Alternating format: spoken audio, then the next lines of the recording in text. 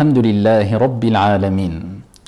Celui qui a purifié son âme, celui qui a purifié son cœur, a certes réussi et rentrera au paradis bisalam, en paix. Allah Jalla wa Azz, il nous dit dans le Coran, Qad aflaha man zakkaha wa qad khaba man dassaha. A certes réussi celui qui l'a purifié et a perdu celui qui l'a corrompu. Rapporté par At-Tabarani, Ibn Jubayr nous dit: j'ai assisté à la janaza, cérémonie funéraire de Abdullah ibn Abbas radiyallahu anhu wa an abi.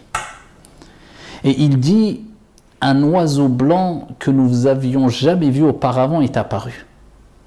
Et il a pénétré le brancard de Abdullah ibn Abbas. Une fois enterré, cet oiseau n'est pas ressorti. Et qu'est-ce qui s'est passé? Il dit: nous avons entendu quelqu'un réciter sans que nous ne sachions d'où vient et d'où provient cette récitation. Le verset suivant, où Allah Jalla wa Ala dit dans le Coran: Ya ayyatuha an-nafsul mutma'innah irji'i ila rabbiki radiyatan mardiyah fadkhuli fi ibadi wadkhuli jannati Allahumma ij'alna minhum. Ô âme apaisée, retourne vers ton Seigneur, satisfaite et agréée. Entre parmi mes serviteurs, rentre dans mon paradis. Allah, ya ayyatuha an-nafsul mutma'inna. Ô toi âme apaisée. L'âme apaisée, c'est l'âme qui a été purifiée. C'est l'âme qui était apaisée lorsqu'elle était face aux ordres divins et prophétiques, en toute quiétude. Sami'na wa ata'na. Dans le plus grand des calmes, nous avons entendu et nous avons obéi.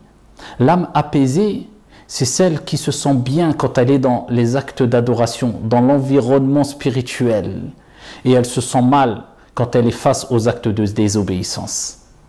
Cette âme apaisée, c'est celle qui sera appelée afin de rejoindre son Seigneur Tabaraka wa Ta'ala, satisfaite et agréée, et qui sera invitée à rentrer dans le vaste paradis d'Allah subhanahu wa Ta'ala.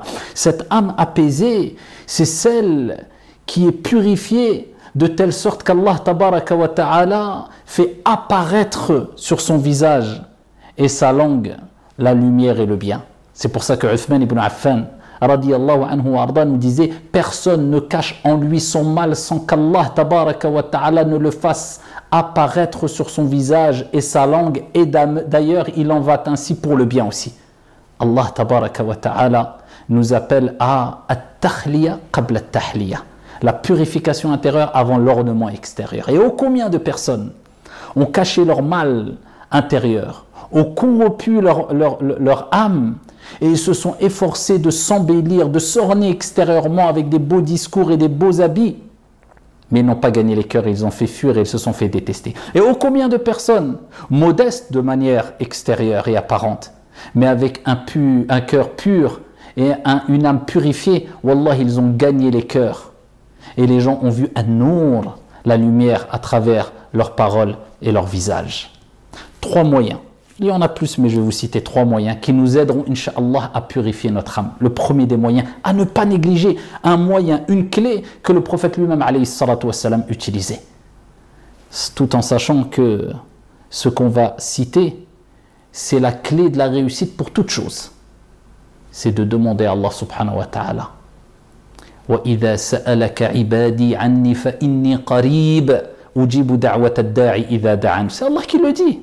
Pourquoi courir à droite et à gauche alors qu'Allah Azza wa Jal nous dit: et lorsque mon serviteur t'interroge sur moi, je suis proche. Allah est proche.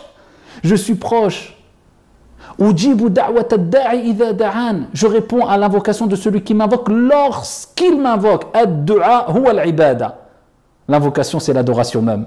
Ne lâchez jamais vos invocations et évocations du soir et du matin. Et parmi ces invocations, c'est cette invocation que le prophète répétait: Allahumma ati nafsi taqwaha wa zakkiha anta khayru man zakkaha anta waliyuha wa mawlaha. Apprenez-la. Allahumma, oh Allah, oh mon Seigneur, ati nafsi taqwaha, accorde à mon âme sa piété. Wa zakkiha, anta khayru man zakkaha, et purifie-la. On demande à Allah de purifier de notre âme. C'est comme si on disait, Allah, aide-moi à purifier mon âme, car sans ton aide, je n'arriverai pas à purifier mon âme et à avoir une âme apaisée qui me permettra de rentrer dans ton vaste paradis. Allahu Akbar. Allahumma ati nafsi taqwaha. Oh Allah, accorde à mon âme sa piété. Wa zakkiha anta khayru man zakkaha. Et purifie-la. Tu es le meilleur de ceux qui la purifient. Anta waliyuha wa mawlaha. Tu es son protecteur et son maître. Apprenez cette invocation. La deuxième des causes qui nous permettra, Inch'Allah, de purifier nos âmes, eh bien, c'est de se concentrer dans les actes obligatoires, les 5 piliers de l'islam, et de les faire au mieux, car les actes d'adoration sont un moyen de purification. Allahu Akbar. Le prophète, quand il parle, alayhi salatu wassalam, à titre d'exemple de la prière, il donne l'exemple d'une personne qui aurait devant chez lui une rivière. Et il dit, si quelqu'un aurait une rivière, de l'eau qui passe devant chez lui, et 5 fois par jour, il se laverait avec cette eau, est-ce qu'il lui resterait des saletés? Ils ont dit, bien sûr que non, ya Rasulallah, il serait propre. Il se serait débarrassé forcément de toutes les saletés, les impuretés. Il dit, eh bien, tel est l'exemple des 5 prières par jour, qui nous débarrassent, qui nous purifient des péchés. Et il en va ainsi pour le jeûne. Celui qui jeûne, celui qui jeûne le mois du Ramadan, poussé par sa foi en espérant la récompense divine, tous ses péchés seront pardonnés. Il en est de même pour az-zakat. Et d'ailleurs, az-zakat, l'aumône est appelé az-zakat puisque c'est un moyen de purification. Et pareil pour le hajj. Celui qui accomplit le hajj, eh bien, ici, il reviendra aussi pur que le jour où sa mère l'a mis au monde s'il a fait un hajj pieusement accompli. Et que dire du tawhid, la ilaha illallah, qui est la parole la plus sublime et la plus aimée auprès d'Allah Azza wa Jalla, et qui est la clé de la purification et du paradis.